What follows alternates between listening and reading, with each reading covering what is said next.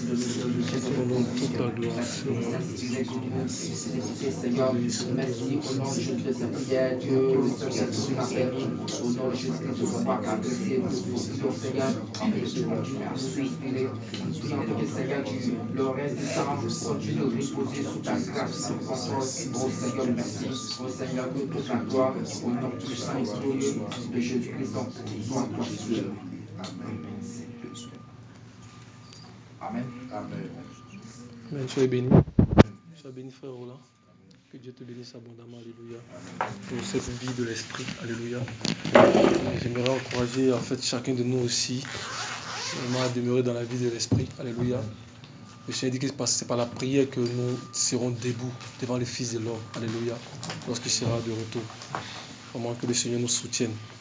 Je suis vraiment content d'être parmi vous ce soir. Alléluia. Et j'aimerais en fait revenir sur un message que nous avons partagé ce dimanche-là. Les dimanches, on va un peu plus rapidement parce qu'on n'a pas beaucoup de temps. Et puis le mardi, quand Dieu fait la grâce, alléluia, on essaie de revenir sur quelques points. Amen. Et donc, savoir connaître aussi les temps et les saisons par rapport à ce que Dieu dit, par rapport à ce que Dieu fait en ce moment, c'est vraiment important. En tant que fils de Dieu, nous avons à connaître et puis à comprendre aussi les temps et les saisons. Et nous avons exposé à plusieurs reprises ici, en fait, le sujet sur les 7 fêtes de l'Éternel. Alléluia. Et nous avons défini qu'il y a 7 fêtes de l'Éternel dans l'Ancien Testament, dans Lévitique chapitre 23. Nous parle de 7 fêtes. Amen. Et quand on regarde un peu, donc, il y a la fête de Pâques, donc, qui est appelée Pessa en hébreu. La fête des pains sans levain, donc, qui est appelée le Chagamozi en hébreu. La fête des prémices, donc le Yom HaBikurim. Après la fête donc de la Pentecôte, ou encore la fête des fêtes, la fête des 7 semaines, ou encore la fête de Shavuot en hébreu. Alléluia. Et les 4 premières fêtes là ont lieu donc au printemps. Amen. Il y a 3 fêtes qui ont lieu à l'automne. Donc la fête de Yom Teruah, qui est la fête des trompettes. La fête du grand jour des expiations, donc que les Juifs appellent la fête des Kippour. Et puis après nous avons la fête du tabernacle.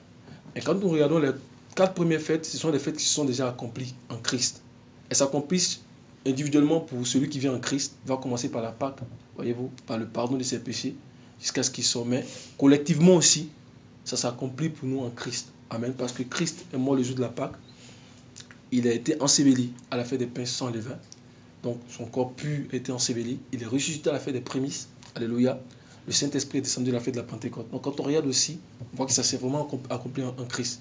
Et nous sommes en ce moment dans la fête de la trompette. Donc les messages qui résonnent, les messages que Dieu envoie à son peuple. Parce que la trompette, c'est le rassemblement des fils de Dieu. Nous sommes en ce moment dans le rassemblement. Dieu est en train de sonner de la trompette. Alléluia. Et c'est pourquoi je l'ai dit dimanche que c'est pourquoi aussi que Dieu a donné des révélations donc à Jean, l'apôtre Jean, dans ces temps de la fin. Amen. Il a donné des révélations à Jean. Et ces révélations sont venues donc pour fermer les saintes écritures. Amen. Ces révélations qui sont connues donc sous le nom donc, de l'Apocalypse ou du livre de la Révélation. Amen. Mais quand on regarde ces révélations avec un esprit, donc l'esprit de Dieu, l'esprit des Écritures, on voit que ce sont des paroles qui viennent pour véhiculer la pensée de Dieu. Amen. En ce sens qu'elles nous enseignent ce que Dieu est en train d'accomplir dans ces temps de la fin. Elles nous révèlent en fait le plan de Dieu. Qu'est-ce que Dieu est en train de faire? Amen. Ce sont des prophéties assez puissantes, alléluia, que Jean a reçues. Amen. Donc elles nous révèlent la pensée de Dieu. Et comprendre la pensée de Dieu, comprendre la volonté de Dieu, c'est vraiment important. C'est pourquoi l'apôtre Paul dit que ne soyez pas inconsidérés, mais comprenez quelle est la volonté de Dieu. Amen. Et le dimanche passé, j'en avais parlé un peu. Quand on regarde un peu l'histoire d'Abraham, et notamment la destruction de Sodome, la destruction de Sodome était une information qui était encore cachée. Aucun homme sur la terre ne savait que Dieu allait pour détruire Sodome. Aucun homme. Les choses cachées sont les choses qui appartiennent au conseil de Dieu. Voyez-vous? Parce que la Bible dit que la gloire de Dieu, c'est de cacher les choses. La gloire de Dieu, c'est de cacher les choses. On peut regarder ça dans Proverbe chapitre 25, verset 2. Proverbe 25, verset 2.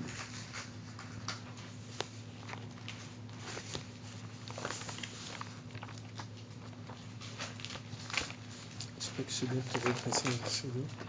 Proverbe 25, verset 2. La gloire de Dieu est de cacher les choses et la gloire des rois est de sonder les choses. Alléluia.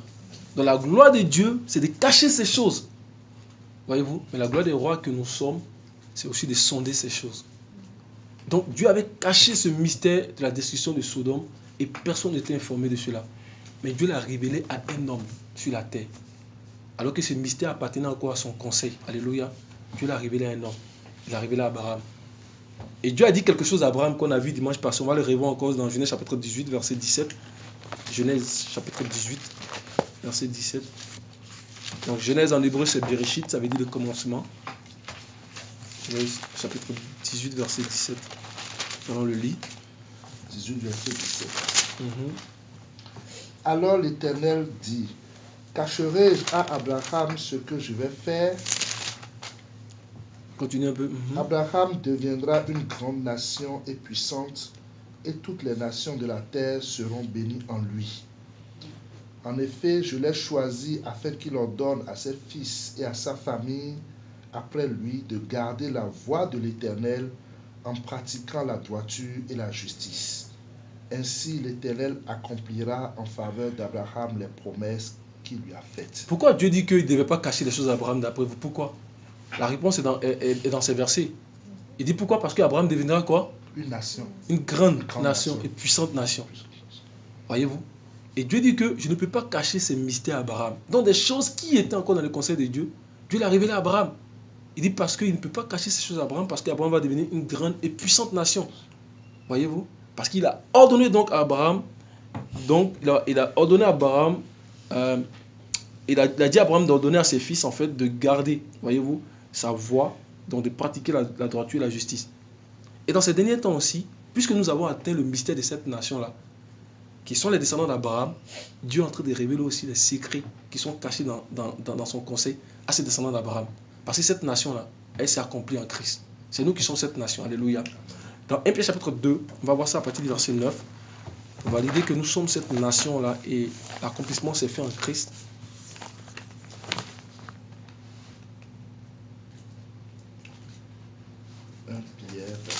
Chapitre 2, verset 9.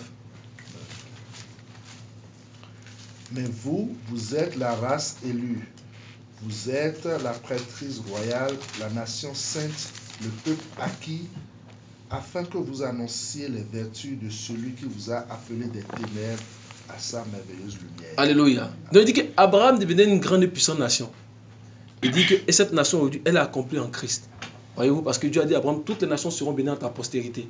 Et nous savons que cette postérité-là, c'est Christ, d'après Galates chapitre 3, verset 15 au verset 16. Paul dit qu'il n'est pas dit de plusieurs postérités, mais il est dit d'une seule postérité. Il s'agit de Christ. Donc cette nation, c'est ça. Donc Dieu révèle aussi ces mystères à cette nation-là, à ceux qui sont descendants d'Abraham. Ça veut dire à ceux-là donc, qui gardent ses voies, qui pratiquent donc la justice et la droiture. Voyez-vous? C'est pour ça que quand Dieu a donné donc les livres de la révélation à Jean, il a carrément et complètement indiqué à Jean à qui en fait devait revenir ce livre-là. Il lui a indiqué précisément à qui devait revenir ce livre. Alléluia. C'est ça que nous avons vu dans Apocalypse chapitre 1, verset 1. Dans Apocalypse chapitre 1, verset 1.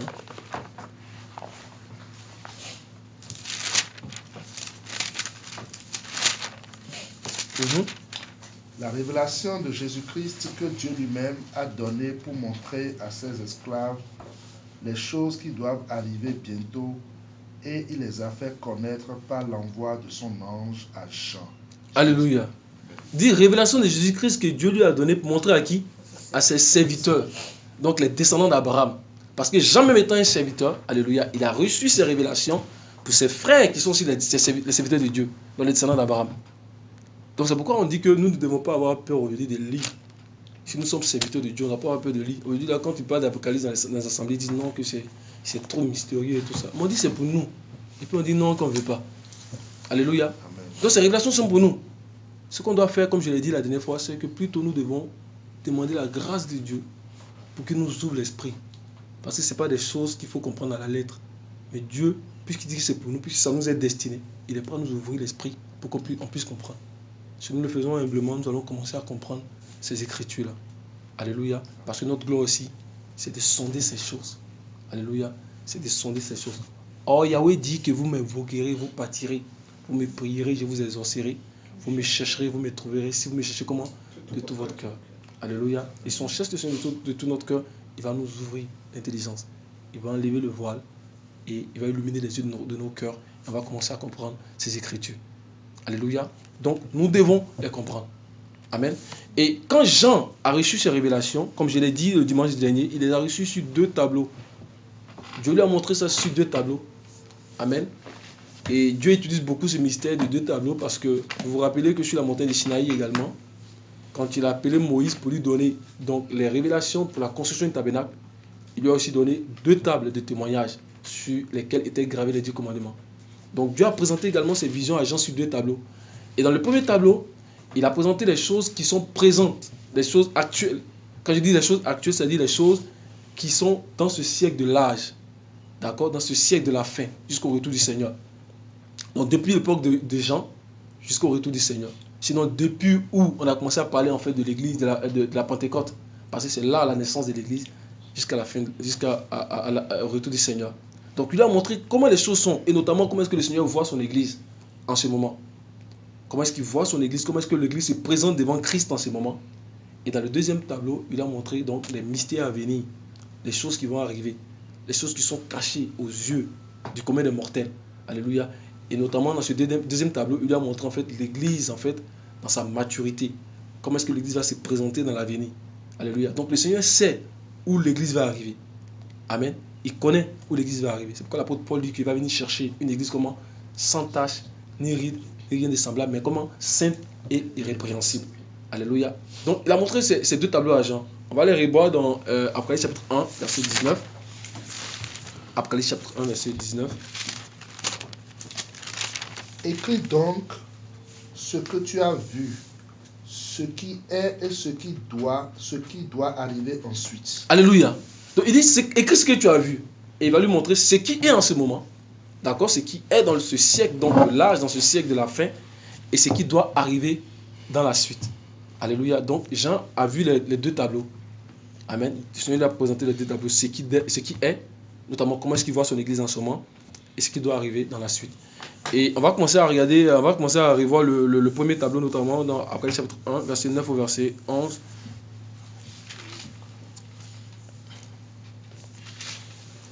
Apocalypse chapitre 1, verset 9 au verset 11. Moi, Jean, votre frère et votre compagnon dans la persécution, le royaume et la persévérance en Jésus-Christ, j'étais dans l'île appelée Patmos à cause de la parole de Dieu et du témoignage de Jésus-Christ. Je fus saisi par l'Esprit le jour du Seigneur et j'entendis derrière moi une voix forte comme le son d'une trompette. Elle disait, « Ce que tu vois, écris-le dans un livre et envoie-le aux 7 églises, à Éphèse, à Smyrne, Pergame, à Thyatire, à Sardes, à Philadelphie et à Laodicée. » J'aime vraiment la simplicité des apôtres de Christ. Voyez-vous, il se dit, moi Jean, votre frère. L'apôtre Jean. Il dit, moi Jean, votre frère. Vraiment, mes frères, cherchons à être simples. Alléluia. Et voyez-vous, verset 11, il dit, ce que tu vois, écris-le. Donc, la situation actuelle, la situation présente, écris-le. Et puis, il envoie-le aux 7 églises. Donc, à Éphèse, à Smyrne, à Pergame, à Thyatire, à Sardes, à Philadelphie et à Laodicée. Donc, la situation présente, écrit cette situation. Voyez-vous? Donc, Jean dit qu'il était sur cette île-là. Donc, Jean était en exil. Jean était déporté en fait sur l'île de Patmos. Alléluia. Il était en exil. Et comme j'ai dit la dernière fois, Jean était en exil donc de corps, mais d'esprit. Il était dans le royaume. Alléluia. Et si nous sommes d'esprit, alléluia, dans le royaume, amen, Dieu va nous révéler des choses. Amen. Dieu va nous révéler des choses. Je dis, beaucoup sont, bien que présents, ils ne sont pas là. Alléluia. Et Jean était donc en exil, il était lié. Il était dans les chaînes. Alléluia. Mais son esprit était dans le royaume. Et quand c'est comme ça, le Seigneur répond. C'est comme Paul aussi, quand il était lié, mais quand même, le Seigneur lui montrait des visions. Amen. Et pendant qu'il était lié, Jean dit qu'il a entendu une voix. Donc le Seigneur l'a pris, excusez-moi. Et le Seigneur, il dit, regardez au verset 10, il dit, je fus ravi en esprit au jour du Seigneur. Il dit, je fus ravi en esprit au jour du Seigneur. C'est vraiment important de revenir sur ces choses-là.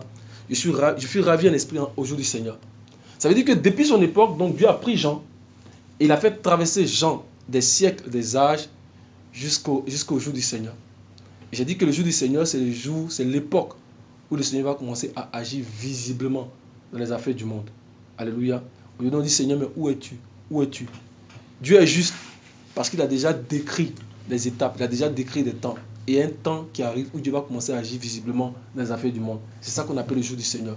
La Bible décrit ce jour comme un jour terrible, un jour de jugement. Un jour vraiment où la puissance de Dieu va venir avec fracas. Alléluia. Et quand on regarde dans Ésaïe chapitre 13, verset 9, Ésaïe 13, verset 9,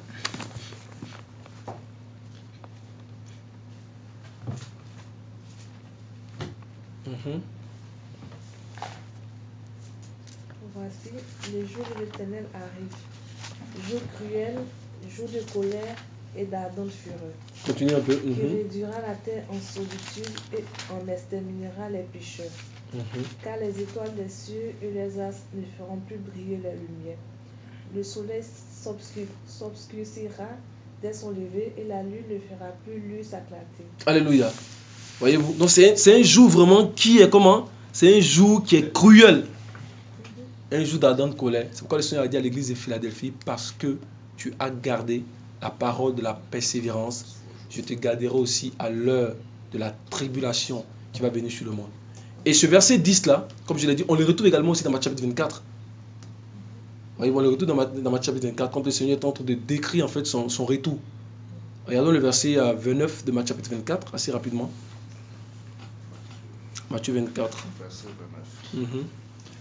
Aussitôt après ces jours de tribulation, le soleil s'obscurcira, la lune ne donnera plus sa lumière et les étoiles tomberont du ciel et les puissances des cieux seront ébranlées. Alléluia. Et j'expliquais la dernière fois que le soleil, ce n'est pas le soleil physique, la lune, ce n'est pas la lune physique. On va le voir tout à l'heure. Les étoiles, ce n'est pas les étoiles physiques. Alléluia. Tout ce qu'on dit ici s'obscurcit. Par exemple, les ténèbres, là. On les retrouve aussi dans Matthieu chapitre 24, Matthieu chapitre 25, pardon, dans la parabole des 10 vierges. On dit c'est au milieu de la nuit que la voix a crié, voici le tout. Ça nous parle d'un temps de confusion, d'un temps où la parole de Dieu va devenir de plus en plus rare. Alléluia. On va le voir tout à l'heure. Donc ce sont des signes, ce sont des métaphores, des symboles que le Seigneur met. Amen. Que ceux à qui en fait il fait grâce puissent comprendre. On va voir tous ces signes là tout à l'heure. Donc voyez-vous, on va voir d'autres versets aussi qui parlent du jour du Seigneur, notamment dans Joël chapitre 1 verset 15. Dans Joël chapitre 1 verset 15. Joël 1 verset 15.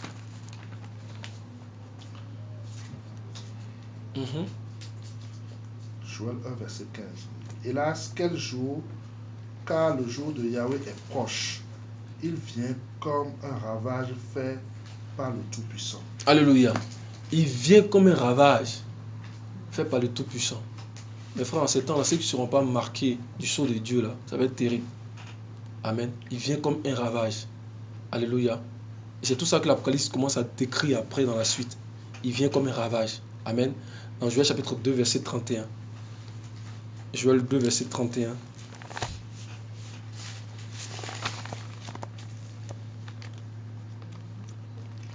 Le soleil se changera en ténèbres et la lune en sang avant que le grand et terrible jour de Yahweh vienne. Alléluia. Donc c'est ce qu'on a retrouvé je vais dire en fait dans Ésaïe chapitre 13 là. Amen. Dans le Nouveau Testament, on va regarder aussi quelques versets. L'apôtre Pierre donc reprend un peu les prophéties de Joël donc dans Actes chapitre 2 verset 20. Acte 2 verset 20. Acte chapitre 2 verset 20. Le soleil se changera en ténèbres et la lune en sang, avant l'arrivée du jour du Seigneur, de ce jour grand et glorieux. Amen. Avant l'arrivée du jour du Seigneur. Voyez-vous que dans l'Ancien Testament, on parle du jour de l'Éternel. Dans le Nouveau Testament, on parle du jour du Seigneur. Vous allez voir, on dit le Seigneur Jésus-Christ. Amen. Pour mentionner que Jésus est Yahweh. Alléluia. On va y aller également aussi dans 2 Corinthiens chapitre 1, verset 14. 2 Corinthiens chapitre 1, verset 14. Selon que vous avez reconnu en partie que nous sommes votre gloire, comme vous êtes aussi la nôtre pour le jour du Seigneur Jésus. Pour le jour du Seigneur Jésus. Alléluia. Le jour du Seigneur Jésus. Yahushua. Amen. 2 Thessaloniciens chapitre 2 verset 2.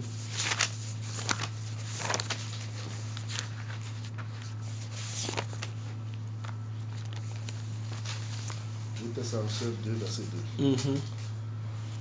De ne pas vous laisser rapidement agiter dans vos pensées, ni troubler par une inspiration, ni par une parole ou par quelques lettres qu'on dirait venir de nous, comme si le jour de Christ était imminent. Alléluia. Et puis également aussi, le dernier verset, on va regarder dans 1 Thessaloniciens 5, 1 Thessaloniciens 5, verset 2.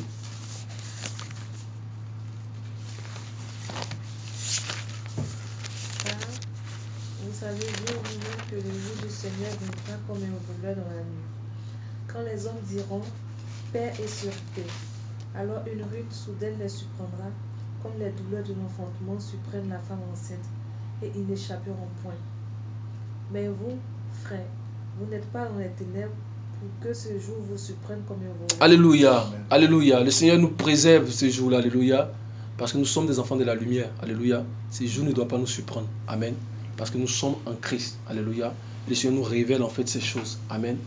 Nous avons les sentiments. Nous avons en fait ce sentiment-là quand le Seigneur va venir, on le saura. Parce que la Bible dit que l'étoile brillant du matin va se lever dans notre cœur. Alléluia. Il va nous le révéler. Amen. C'est vraiment important. Et donc c'est dans cette atmosphère-là que Jean a été déporté et qu'il a commencé à voir donc le premier tableau et tous les tableaux. Donc il était au jour du Seigneur. Donc il a traversé notre époque. Il allait au jour du Seigneur pour commencer à voir ces choses. Alléluia. Et j'ai dit que Jean, normalement, quand le Seigneur lui a montré ses visions, il a vu seulement des images. Il a vu des métaphores. Alléluia. Il a vu beaucoup de choses qui, quand on présente un homme ordinaire, en fait, n'ont aucun sens. Amen. Jean a vu, par exemple, une ville qui était sur une montagne. Quand on parle d'une ville qui est sur une montagne, qu'est-ce que ça peut nous dire? Il a vu une femme qui était assise sur des eaux. Amen. Il a vu, par exemple, le Seigneur au milieu de 7 chandeliers, qui avait 7 étoiles dans sa main. Amen. Jean a vu, par exemple, aussi une femme qui avait le front, sur son front était marqué donc Babylone la Grande. Ce sont des choses, voyez-vous, ça n'a pas. Mais quand Dieu nous ouvre l'esprit, quand il commence à nous parler de ces images, alléluia, on commence à les voir dans le profondeur, non pas selon la lettre, mais selon l'esprit. Alléluia. Et nous allons voir un peu comment est-ce que Jean avait la révélation de ces images qu'il voyait. Il voyait des images, mais nous allons voir d'où venait la révélation de ces images-là. Donc on va continuer dans Apocalypse chapitre 1, verset 12 au verset 20. Apocalypse 1, verset 12 au verset 20. Je me retournai pour savoir quelle était la voix qui me parlait. M'étant donc retourné, je vis 7 chandeliers d'or, et au milieu des 7 chandeliers, quelqu'un qui ressemblait à un fils d'homme. Il était habillé d'une longue robe et portait une écharpe en or sur la poitrine. Sa tête et ses cheveux étaient blancs comme de la laine blanche, comme de la neige. Ses yeux étaient comme une flamme de feu. Ses pieds étaient semblables à du bronze ardent, comme s'ils avaient été embrasés dans une fournaise, et sa voix ressemblait au bruit des grandes eaux. Il tenait dans sa main droite 7 étoiles, de sa bouche sortait une épée aiguë à 2 tranchants, et son visage était comme le soleil qui brille dans toute sa force. Quand je le vis, je tombai à ses pieds comme mort. Il posa alors sa main droite sur moi en disant, « N'aie pas peur, je suis le premier et le dernier, le vivant. J'étais mort et voici, je suis vivant au siècle des siècles. Je détiens les clés de la mort et du séjour des morts. Écris donc ce que tu as vu, ce qui est et ce qui doit arriver ensuite. Quant au mystère des 7 étoiles que tu as vues dans ma main droite et des 7 chandeliers d'or, le voici. Les 7 étoiles sont les anges des 7 églises et les 7 chandeliers sont les 7 églises. Alléluia. Amen. Donc quand il s'est retourné pour voir qui lui parlait en fait, il dit il a vu quelqu'un, mais il a vu cette personne au milieu de 7 chandeliers. Jean n'a pas reconnu le Seigneur. Alléluia. Il n'a pas reconnu le Seigneur. Pourquoi? Parce que Jésus, comme je l'ai dit, il n'est plus dans la chair. Il est ressuscité. La Bible dit dans 2 Corinthiens chapitre 5, je pense verset 16, que si nous avons connu Christ selon la chair, nous ne le connaissons plus maintenant comme ça. Nous le connaissons par révélation. Et c'est lui qui se révèle à nous. Alléluia. C'est pour ça qu'il s'est révélé à Jean pour dire, c'est moi. Je suis l'alpha et l'oméga. Amen. Je suis le premier et le dernier. Il dit, j'étais mort et je suis vivant. Je tiens la clé des morts et du séjour des morts. C'est là que Jean a su que c'était le Seigneur. Alléluia. Et c'est comme ça qu'il se révèle à nous aujourd'hui. Amen. Donc il n'a pas reconnu le Seigneur. Il a dit quelqu'un qui ressemble à un fils d'homme. Mais le Seigneur a dit, il a dit que c'est moi. Par cette révélation. Parce qu'il est ressuscité. Alléluia. C'est pourquoi nous prêchons Jésus-Christ ressuscité. Alléluia. Et là, en fait, Jean dit qu'il a vu le Seigneur au milieu de quoi? Au milieu de 7 chandeliers. Alléluia. Et le Seigneur était en train d'observer les chandeliers. Donc il marchait, il observait. D'accord? Et par rapport à ce qu'il observait, d'accord, il prévient, il avertit et juge. Et c'est ce qu'il voyait qu'il disait à Jean, écrit. C'est pourquoi ce livre est vérité. Parce que la révélation vient du Seigneur. C'est le Seigneur qui a observé, qui a dit écrit. Et nous savons que son témoignage est vrai. Donc Jean voyait les images, mais la révélation lui venait de l'esprit de la prophétie qui est Christ lui-même. Il marchait au milieu de 7 chandeliers, il observait. Et par rapport à ce qu'il voyait, il dit écrit. Et nous savons que 7, en fait, c'est le chiffre de la perfection. Pour dire que Jean a vu l'église du Seigneur depuis donc son époque jusqu'à ce qu'elle parvienne à la perfection dans le futur, dans le deuxième tableau. Alléluia. Amen. Donc c'est ça, les 7 églises. 7, c'est un chiffre symbolique. C'est-à-dire que le Seigneur a fait un scan, alléluia, et il a pris 7 églises, mais qui représentent son église de tous les âges, jusqu'à ce que l'église parvienne à sa perfection. Et c'est ça que Jean a vu. Et quand cette église aura atteint sa perfection, sur elle sera accomplie la déclaration du Seigneur qu'il a fait à l'apôtre Pierre. Quand on lit déjà dans Matthieu chapitre 16,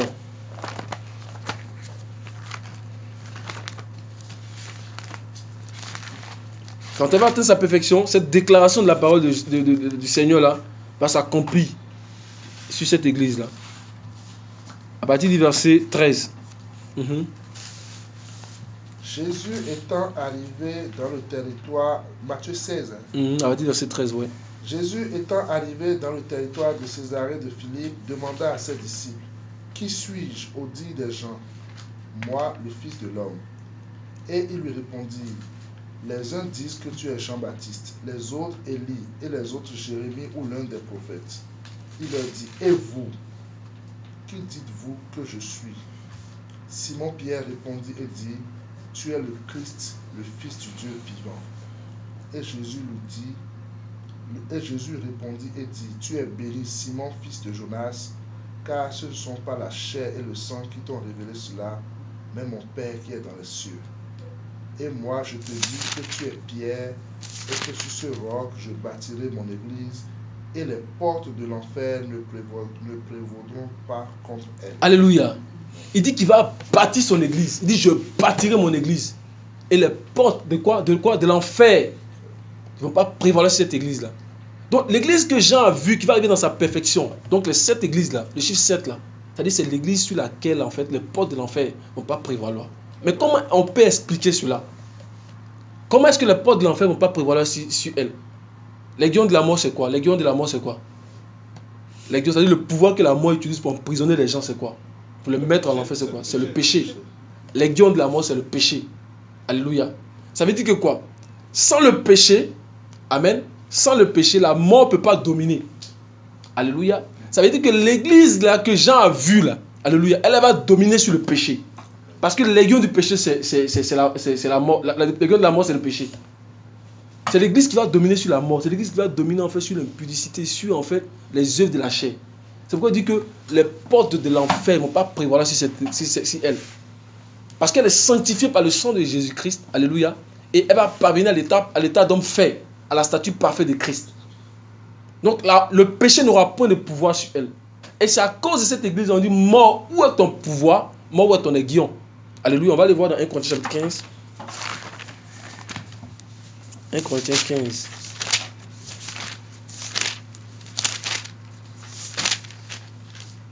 Il y a la partie du verset 50.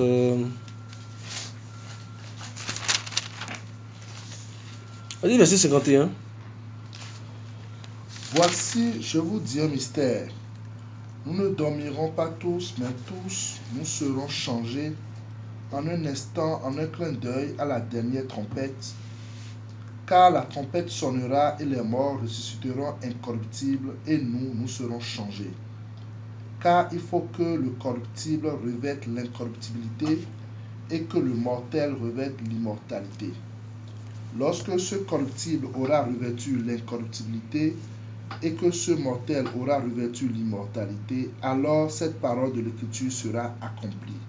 La mort a été détruite dans la victoire. Ô enfer, où est ta victoire? Ô mort, où est ton aiguillon?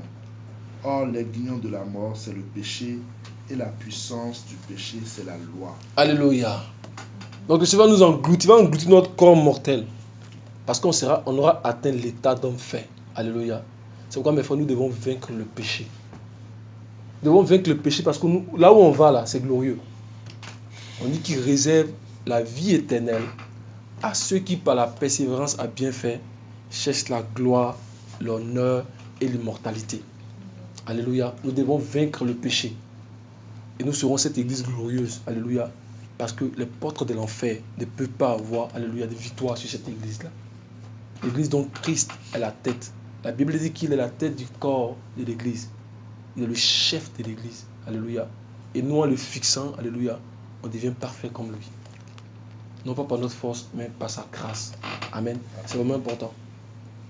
Donc, l'église que Jean a vue là, c'est cette église-là. Mais dans le deuxième tableau, Jean n'a pas vu seulement que la femme vertueuse, parlant de l'église qui arrive à sa perfection, il a vu deux femmes, comme je l'ai dit. Le Seigneur a montré deux femmes. Pour dire que si on ne fait pas attention aussi, on risque de virer. Il a montré deux femmes. Il a montré la femme vertueuse, qui est l'église qui arrivait dans sa perfection. Et il a montré aussi une autre femme qui était semblable à l'église qui arrivait dans sa perfection. Cette femme-là, la Bible dit qu'elle est parée d'or et de pierres précieuses. Elle est belle. Elle a l'apparence de l'église. Mais ce n'est pas la vraie église. Jean a vu cette église aussi. Cette femme-là. Alléluia. Et ces deux femmes, en fait, sont sorties en fait, des 7 chandeliers. Elles sont sorties du premier tableau. Elles sont sorties des 7 chandeliers.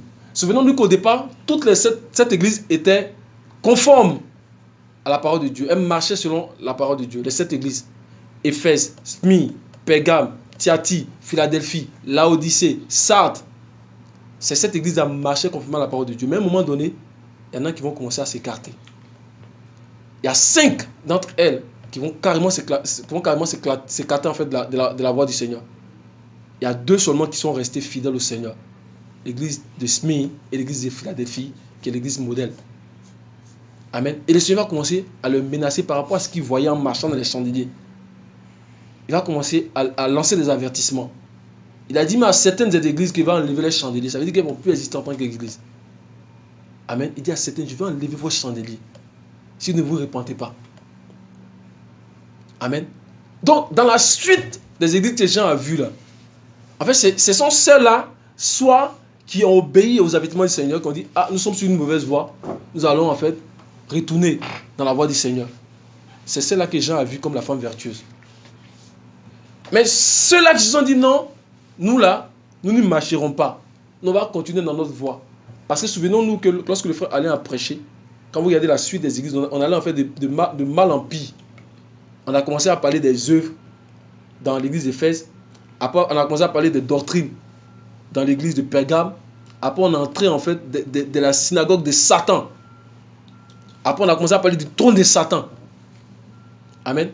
Mais à la fin, là, dans le deuxième tableau, là, Jean va voir une autre femme. Et on va l'appeler Babylone, la mère des impudiques. C'est-à-dire qu'ils vont maintenant atteindre l'état de mère. C'est-à-dire qu'ils vont atteindre en fait l'état de dernier degré. Comme on dit, Satan, en fait, c'est le père du mensonge. Donc, quand le Seigneur prévient, là, il y en a qui vont accepter, qui vont dire, oh, nous sommes sur la mauvaise voie, on va retourner au Seigneur. Mais il y en a qui vont dire, non, nous, on va continuer dans le péché. On va continuer dans l'impudicité, dans l'adultère. On va continuer à piller, à voler le peuple de Dieu. On va continuer à servir le peuple de Dieu. Eux aussi, ils vont atteindre leur état. Alléluia. C'est pourquoi dans Jérémie chapitre 6, on a vu ça la dernière fois à partir du verset... Alors, c'est vraiment important ce qu'on dit là, mes frères. L'état ne va pas rester comme ça. Il y a une finalité que nous devons atteindre. Et c'est pourquoi que nous devons soupirer à connaître le Seigneur. Nous devons soupirer, pleurer. Pour que le Seigneur nous fasse grâce. Pour qu'on parvienne à l'état d'homme fait. Amen. Et si nous avons Christ comme seul chef, nous allons y arriver. On ne dirige personne vers un homme. On va avec Christ. Parce que la Bible n'a été donnée aucun nom sur la terre et dans le ciel par lequel nous devons être sauvés par le nom de Jésus-Christ. C'est quand nous prêchons Christ et Christ ressuscité. Alléluia. Et tu avais dit combien? Jérémie, non? Jérémie chapitre 6.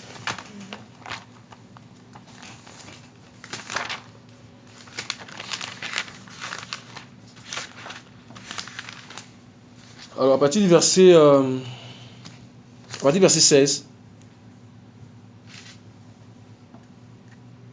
Ainsi par l'Éternel, placez-vous sur les chemins, regardez et demandez quels sont les anciens sentiers, quelle est la bonne voie, marchez-y et vous trouverez le repos de vos âmes. Mais ils répondent, nous n'y marcherons pas. J'ai mis près de vous des sentinelles, soyez attentifs au son de la trompette.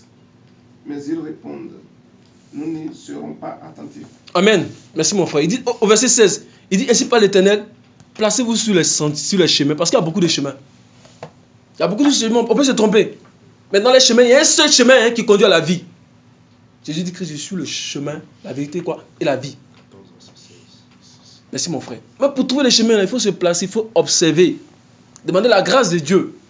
Il dit demander les anciens sentiers, parce que les 7 églises ont commencé à quitter, les 5 d'entre elles ont commencé à quitter les anciens sentiers. Il dit demander les anciens sentiers. Demander, mais il faut d'abord se placer. Regardez comment est-ce que je vais dire, en fait, c'est rangé.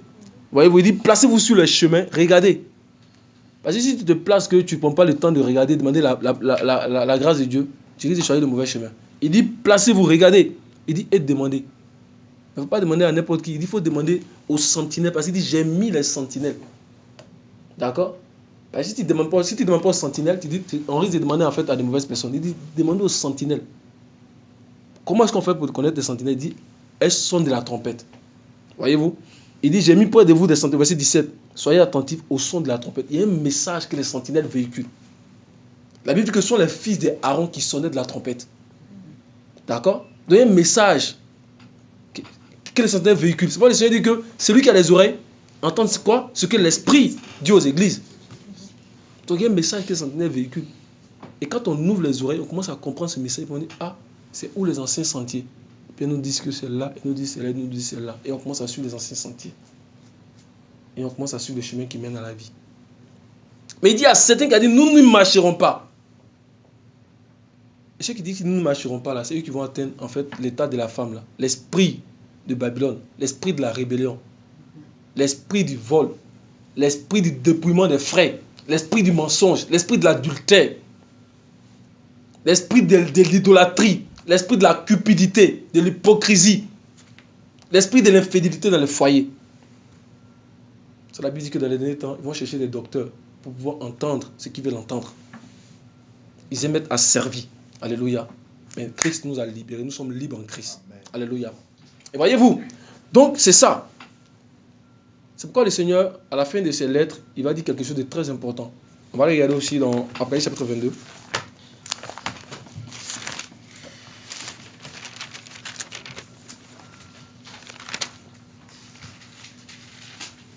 On va dire verset 7 au verset 11. Jusqu'au verset 12, ouais. Verset 7 au verset 12. Voici, je viens bientôt. Heureux celui qui garde les paroles de la prophétie de ce livre.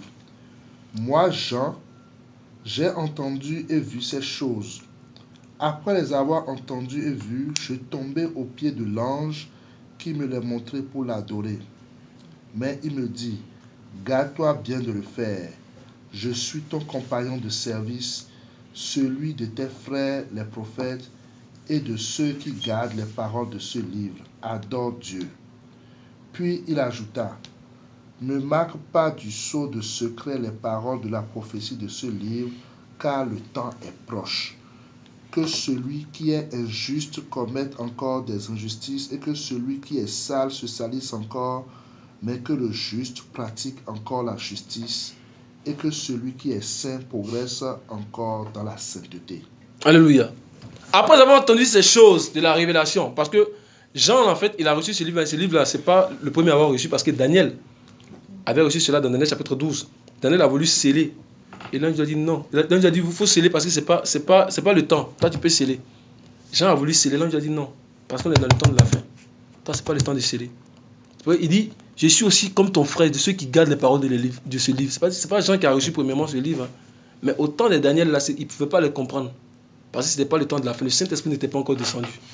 Voyez-vous? Et aujourd'hui, le Saint-Esprit est descendu pour qu'on comprenne ça. Mais il dit que, il dit, verset 11, que celui qui est injuste soit encore injuste. que celui qui est souillé se souille encore. Le Seigneur encourage. Il encourage.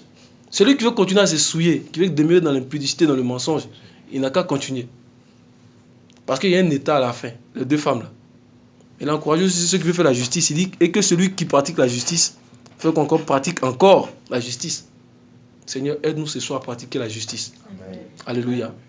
Et c'est ça, vraiment. Le Seigneur a parlé. Il a dit que celui qui a les oreilles entende. Amen. Nous allons assez rapidement voir le deuxième tableau, comme le temps est avancé.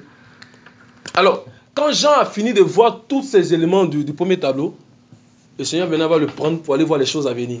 Il a vu beaucoup de choses dans les choses à venir, mais on va parler seulement de l'Église dans son état final. Alléluia, à partir du chapitre 4, donc de Apocalypse chapitre 4, verset 1.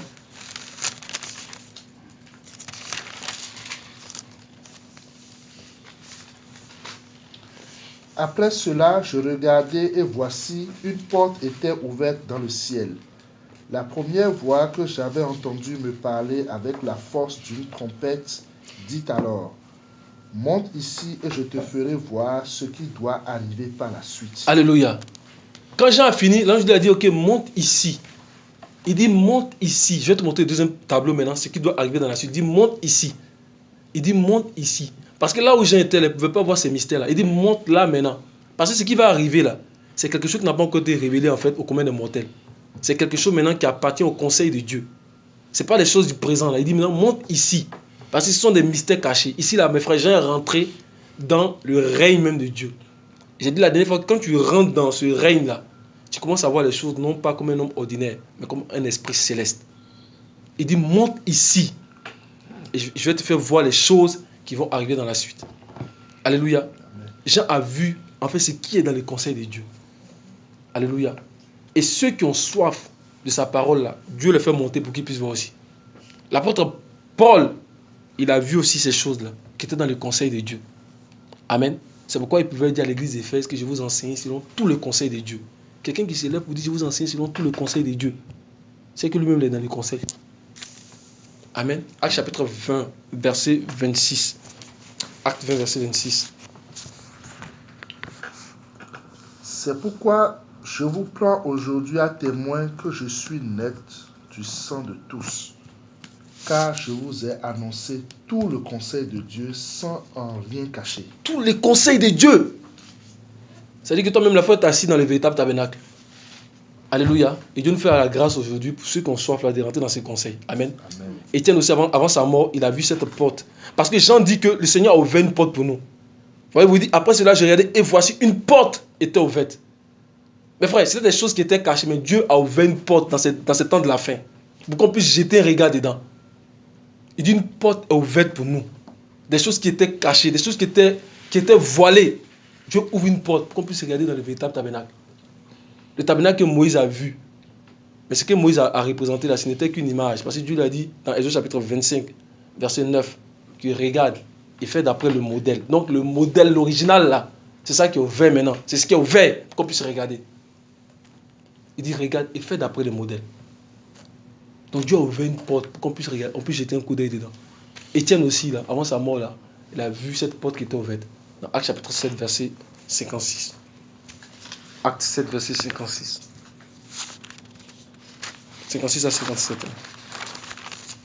7.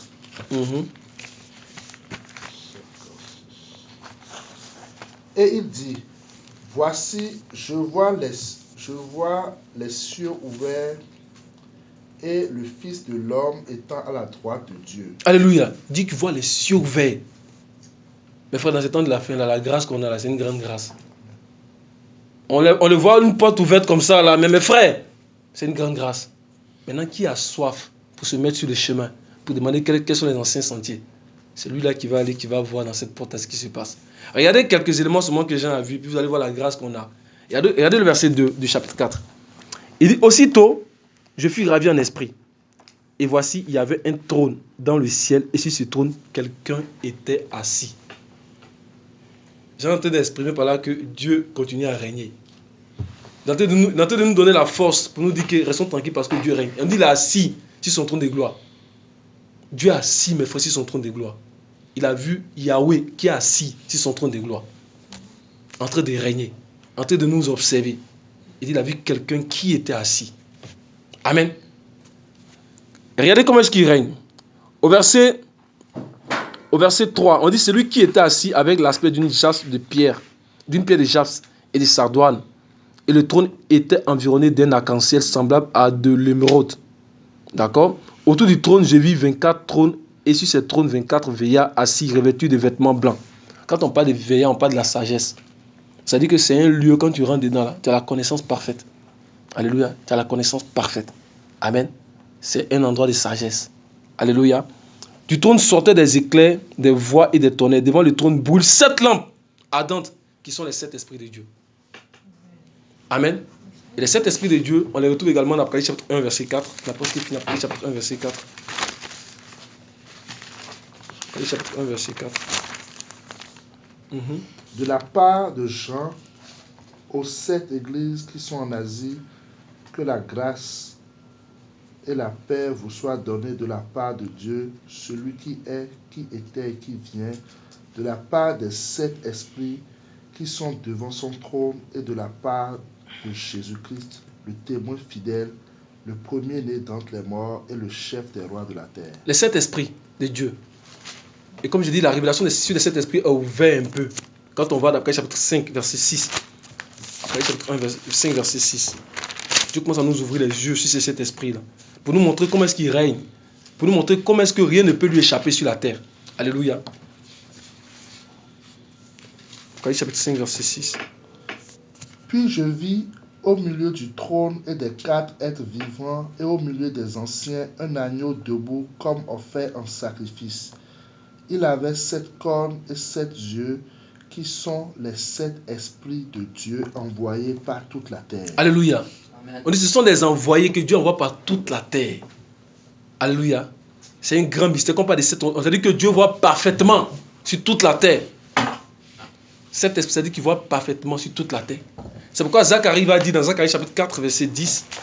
Zacharie 4, verset 10. Et quelqu'un d'autre va me préparer à 2 Corinthiens chapitre 16, verset 9. Zacharie 4, verset 10. Car ceux qui méprisaient le jour des fêtes commencement se réjouiront en voyant le niveau dans la main de Zorobabel. Ces 7 sont les yeux de l'Éternel qui parcourent toute la terre. Qui parcourt toute la terre. 2 Chroniques chapitre 16, verset 9.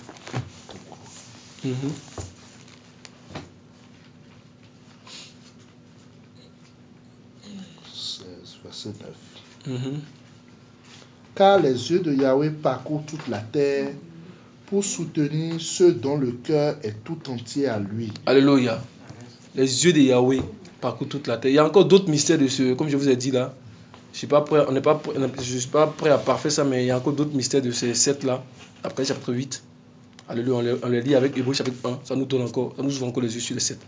Alléluia. Donc c'est que Jean a commencé à voir déjà la grâce qui est dedans. Ce sont les choses que Dieu a montrées à Jean. Alléluia. Pour nous. Mais il a montré seulement une petite facette. Mais si on a soif, il va encore nous montrer. Il va ouvrir. On va ouvrir pour commencer à regarder dedans. Voyez-vous? Amen. Il va ouvrir. On va commencer à regarder dedans. Amen. Amen. Alors, on va regarder rapidement l'église que Jean a vue, excusez-moi, dans le deuxième tableau, l'église qui arrive à sa perfection. Je ne vais pas parler en fait de peut-être après chapitre 12. Bon, on y va rapidement après chapitre 12. On va lire du verset 1 au verset 5 assez rapidement.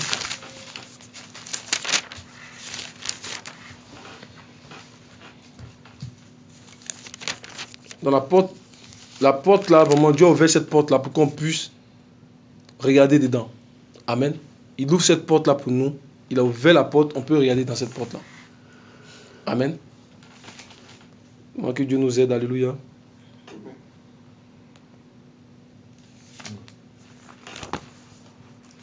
Verset 1. Verset 1 à 4.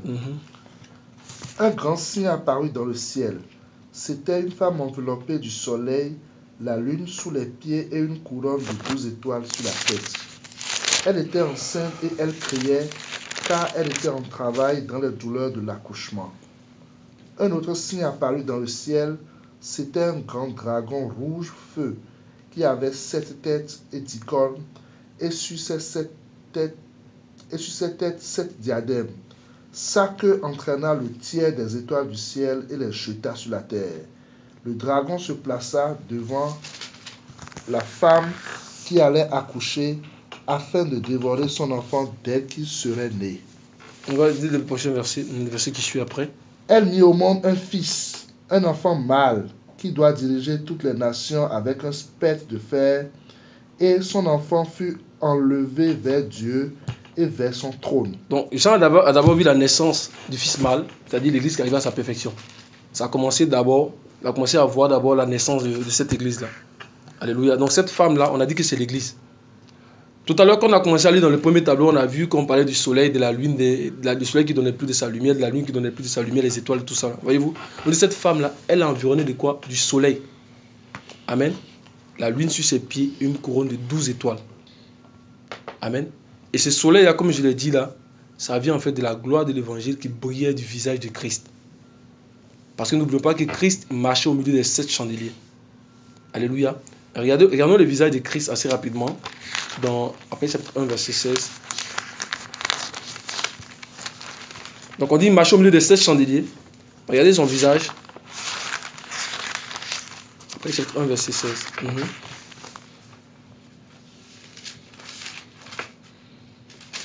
Apocalypse chapitre 1 verset 16. Il tenait dans sa main droite 7 étoiles, de sa bouche sortait une épée aiguë à 2 tranchants, et son visage était comme le soleil lorsqu'il brille dans toute sa force. Alléluia. Donc il marchait au milieu de 7 chandeliers et son visage brillait dans toute sa force. Donc c'est l'éclat du visage de Christ en fait qui est la gloire de l'évangile. Alléluia. C'est ça qui rayonne sur la femme qui est l'église. Alléluia. C'est ça qui rayonne sur la femme. Non, c'est la femme qui est basée sur l'évangile. C'est la femme qui est ancrée dans la doctrine du Seigneur. Alléluia. C'est la femme qui a la révélation de la parole de Dieu. Alléluia. Donc l'éclat du visage du Seigneur qui est la gloire de l'évangile, elle avait la lune sous ses pieds. La lune c'est la loi. Et de même que la lune est le reflet du soleil, de même aussi la loi est le reflet de l'évangile. C'est qu'on dit que la loi c'est l'évangile qui était caché. Et l'évangile c'est la loi qui est révélée. Ça la Bible dit que c'est l'ombre des choses à venir. Mais la réalité est en Christ. Alléluia. La réalité est en Christ. Elle avait une couronne de 12 étoiles sur sa tête, donc qui symbolise donc le fondement des apôtres et des prophètes dans l'église, parce que la parole de Christ, là, l'enseignement, là, c'est l'enseignement qui est basé sur le fondement des apôtres et des prophètes. Donc Jésus-Christ est la pierre angulaire. Éphésiens chapitre 2, verset 19 à 20. Éphésiens 2, verset 19 à 20. Ça, c'est mon verset phare, ça. Ouais. Éphésiens 2, verset 19 à 20. 19 à 20. C'est pourquoi vous n'êtes plus des étrangers ni des gens sans citoyenneté, mais concitoyens des saints et gens de la maison de Dieu, étant édifiés sur le fondement des apôtres et des prophètes, et Jésus-Christ lui-même étant la pierre angulaire. Amen. Donc ici, Pierre est en train de féliciter les gens de l'église d'Éphèse, il les encourageait. Il dit qu'avant là, vous étiez des étrangers, mais maintenant vous êtes concitoyens des saints gens de la maison de Dieu. Et il donne la raison pour laquelle ils sont venus considérer. Vous avez été édifiés sur le fondement des apôtres et des prophètes. Il dit Jésus-Christ est la pierre angulaire de ces fondements. So, la Bible dit que la pierre qu'ont rejeté ceux qui bâtissent est devenue la principale de l'angle. Jésus-Christ est le fondement de l'évangile. Un évangile qui ne prêche pas Christ, un évangile qui ne présente pas Christ, c'est un évangile en fait qui est mort. C'est un évangile qui conduit à la mort. Jésus-Christ doit être le fondement de tout ce qu'on fait. Alléluia. Il doit être la révélation de notre vie. Amen. Et c'est ça, alléluia, que la femme là, elle était environnée donc du soleil, elle avait la couronne de 12 étoiles, donc qui sont les 12 apôtres du Seigneur, le fondement des apôtres et des prophètes, et elle avait la lune sous ses pieds. La Bible dit qu'elle devait mettre au monde quoi? Un fils. Le Seigneur déjà dans les jours de sa chair, il avait déjà commencé à parler ça à ses disciples, mais il n'avait pas encore reçu le Saint-Esprit. Donc il leur parlait de cela en parabole, assez rapidement dans Jean chapitre 16. Alors dans Jean chapitre 16,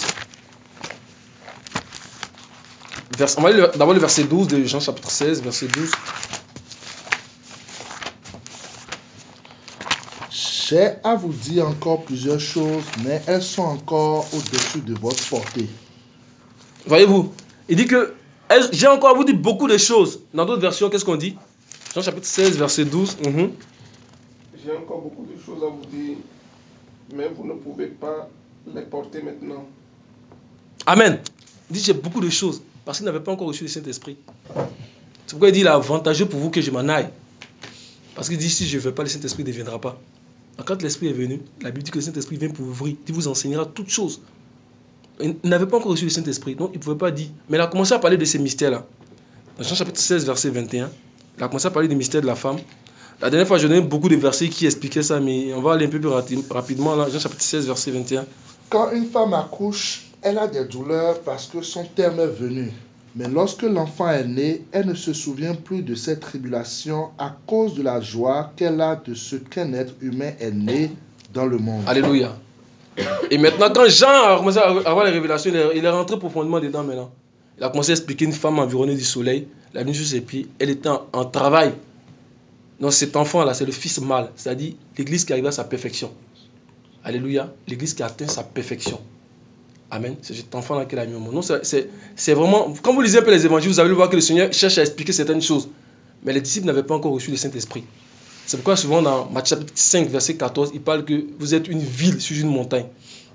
Mais dans Jean, dans Apocalypse chapitre 19, il va commencer à parler de cette ville sur cette montagne. Il va dire que c'est l'église. Voyez-vous, il va expliquer que c'est l'église en fait. Voyez-vous, donc ce sont des mystères qui étaient cachés qu'il a commencé à ouvrir. Amen. Que Dieu nous aide. Alléluia. Alors, assez rapidement, on n'a pas beaucoup de temps. On va aller rapidement dans Apocalypse chapitre 19. Apocalypse chapitre 19. Que la deuxième partie de la deuxième pierre, on va faire ça la semaine prochaine. La semaine Parce prochaine. que je suis perdue. En fait, je veux comprendre certaines choses, mais ça va trop vite. En fait. Ok, ça va un peu vite. Hein. Donc, on pourra laisser ça pour la semaine prochaine aussi. Qu'est-ce que vous en pensez? C'est bon? Oui, c'est bon.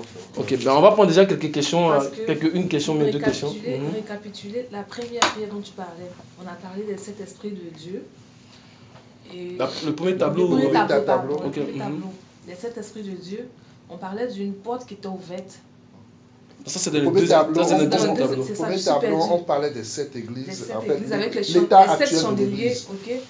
C'est ça, non, les 7 chandeliers avec les 7 étoiles qu'il avait dans la main. C'est ça. C'était dans le premier tableau. Mhm. Puis dans le deuxième tableau, c'est là que tu parlais de la porte qui était ouverte. En fait, j'étais Voilà, perdue. parce que dans le premier tableau, il voit les choses présentes. Ok. Et dans le deuxième tableau, il voit les choses à venir. Ok. D'accord?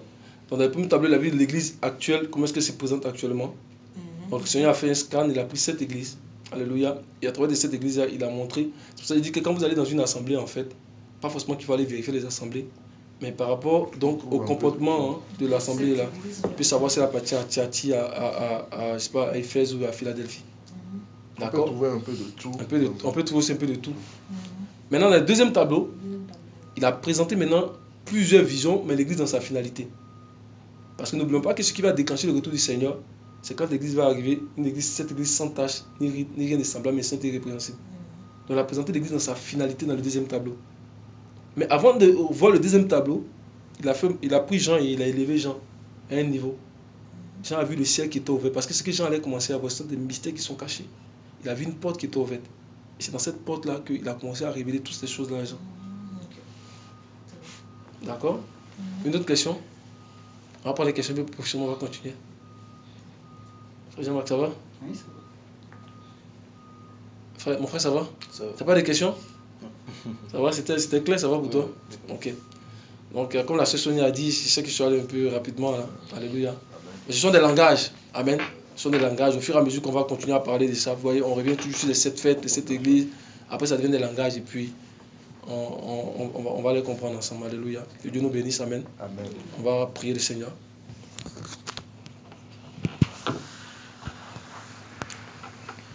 Mon âme bénit le Seigneur Et mon esprit magnifie son nom. la mort, Car la mort n'a pas pu le retenir. Même dans le tombeau, Jésus est Seigneur. Alléluia, et Même dans le dans le tombeau, tombeau, Jésus est même Seigneur. dans le tombeau, Même dans le tombeau, Jésus est Seigneur. Alléluia, et Même dans le tombeau, Jésus est Seigneur. même dans la souffrance, dans la souffrance. Jésus est Seigneur. Alléluia. Même dans la Même dans la souffrance. Jésus est Seigneur. Même dans les problèmes. Même dans les problèmes. Jésus est Seigneur. Alléluia. Même dans les problèmes. Jésus est Seigneur. Nous allons prier, mes frères et sœurs, et nous allons vraiment demander la grâce du Seigneur, parce que le Seigneur dit qu'il a donné ses révélations à Jean. C'est pour montrer à ses serviteurs les choses qui doivent arriver. Demandons au Seigneur de nous aider vraiment, de nous ouvrir l'esprit. Là où il y avait le voile de l'incompréhension, que le Seigneur ôte ce voile, qu'il nous donne des yeux, comme il a dit qu'il va mettre le colis dans les yeux, qu'il nous mette le colis dans nos yeux pour que nos yeux s'ouvrent, que notre intelligence s'ouvre, que nous puissions comprendre les Écritures, parce que ces choses nous sont destinées. Nous ne devons pas être inconsidérés par rapport à ces choses-là. Nous allons prier et demander la grâce du Seigneur au nom de Jésus. Oh Seigneur Jésus, je veux te bénir, Seigneur Jésus, pour ta parole. Je veux te bénir, Seigneur Jésus, pour ta parole, Seigneur Jésus, que tu libères dans ton église. Oh Seigneur, notre Oh Seigneur Jésus, si tu as permis que ces paroles viennent à nous aujourd'hui, c'est pour la gloire de ton nom. Si tu as permis que ces paroles viennent, c'est pour que tu veux enlever le voile de nous, pour que nous puissions comprendre le mystère qui se cache, pour que Seigneur Jésus, nous puissions appréhender, Seigneur Jésus, ce qui s'en vient, ce qui est aujourd'hui et ce qui s'en vient demain. Seigneur Jésus, nous te remercions, Seigneur Jésus, pour ta parole. Viens, Seigneur Jésus, te révéler davantage à nous. Viens, Seigneur Jésus, ouvrir le voile de nos yeux. Viens écarter, Seigneur Jésus, tout esprit de distraction, tout esprit qui ne confesse pas ton nom, tout esprit d'aveuglement, Seigneur Jésus. Seigneur Jésus, nous te remercions. Nous te remercions, Seigneur Jésus, pour ta parole. Viens, Seigneur Jésus, nous affermir davantage, afin que tu puisses nous éclairer jour après jour, que nous puissions comprendre ta parole et la mettre en pratique, le tout pour la Nous avons vu que dans la finalité, il y a deux femmes qui doivent naître. C'est la parabole de l'ivraie. Il y a deux femmes qui doivent naître. Le Seigneur doit séparer l'ivraie. Et il a commencé à séparer l'ivraie. Nous allons dire au Seigneur que nous voulons vraiment demeurer dans l'état de la femme, donc vertueuse, comme Philadelphie, que le Seigneur va garder à l'heure de la tribulation. Que le Seigneur nous donne de nous garder, qu'il nous donne vraiment de nous préserver pour appartenir à la femme vertueuse, à la femme à qui il a été donné le fin lin. Nous allons prier que le Seigneur nous donne, pas que nous puissions nous éloigner du chemin, que nous puissions rester sur le chemin. Nous allons prier en ce sens. Au nom de Jésus-Christ de Nazareth. Oh Seigneur Jésus, Oh notre Dieu, je veux te bénir, Seigneur Jésus, de ce que tu as entrepris dans ton église. Je veux te bénir, Seigneur Jésus, pour ton message, Seigneur Jésus. Oh Seigneur Jésus, viens nous faire grâce. Viens, Seigneur Jésus, nous affermir. Viens, Seigneur Jésus, consolider, Seigneur Jésus, notre compréhension de ta parole, afin que, Seigneur Jésus, nous aspirons jour après jour, Seigneur Jésus, de la perfection. Nous aspirons, Seigneur Jésus, à cet état que tu veux, Seigneur Jésus. Nous aspirons, Seigneur Jésus, à ce modèle que tu veux pour ton église, Seigneur Jésus. Pour que nous soyons prêts, Seigneur Jésus, à l'heure de la tribulation. Que nous soyons prêts, Seigneur Jésus, pour ton retour. Seigneur Jésus, je veux te louer, je veux te rendre grâce. Dans notre prière pour un dernier sujet, la Bible dit que lorsque Abraham était en train d'offrir des sacrifices à Dieu, lorsque Dieu lui a dit en fait qu'il allait posséder le pays, il a demandé au Seigneur, à quoi connaîtrais-je que je posséderai le pays? Et le Seigneur lui a répondu, il faut prendre donc des animaux, il faut faire des sacrifices. Pour annoncer que c'est par les sacrifices du Christ que nous posséderons le pays. La Bible dit que pendant qu'Abraham était en train d'offrir des sacrifices, il y a des oiseaux de proie qui sont venus s'abattre sur le sacrifice. Ces oiseaux de proie en fait symbolisent en fait tous ceux qui veulent nous empêcher de vraiment nous donner à Dieu. Tous ceux qui viennent pour profaner le sacrifice de Christ qu'il a fait pour nous. Nous allons prier en ce soir contre les oiseaux de proie. Tous ceux-là qui viennent pour nous déranger dans notre marche contre le Seigneur. Nous allons nous élever contre eux en ce soir. La Bible dit que nous avons reçu autorité et pouvoir de marcher sur les serpents et les scorpions et sur toute la puissance de l'ennemi. Nous allons nous élever dans le nom de Jésus-Christ de Nazareth.